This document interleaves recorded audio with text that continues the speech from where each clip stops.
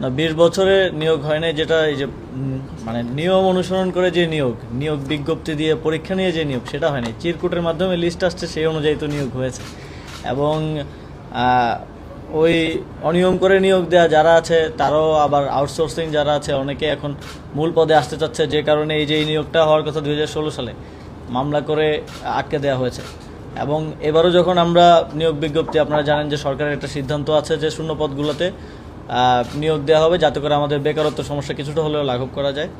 যখন আমরা এটা করতে যাই, তখনও নানা ধরনের বাধা আসে, শ্রম আদালতে যায়, এবং সেই আদালতের প্রক্রিয়াগুলোতে আসলে আমাদের পক্ষেই রায় আসে, এবং আমরা আজকে আলটিমেটলি পরীক্ষাটা নিতে পারছি। এই যে নিতে যে পারবে পরীক্ষাটা, এটাও কিন্তু নিশ্চিত ছিলাম না আমরা 1 সপ্তাহ আগেও।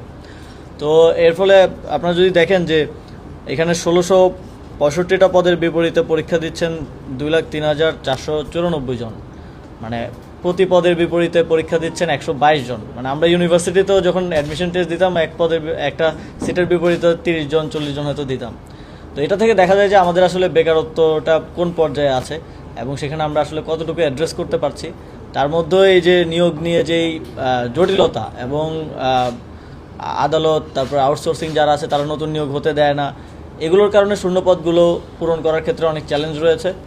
আমাদের স্থানীয় সরকার পল্লী উন্নয়ন সমবায় মন্ত্রণালয়ে প্রায় 60,000 শূন্যপদ আছে, এবং এর মধ্যে অধিকাংশই আপনারা জানেন যে পৌরসভা, সিটি কর্পোরেশনের মতো স্বায়ত্তশাসিত প্রতিষ্ঠানগুলো, সেগুলোতে আমরা চাপ দিতে পারি না।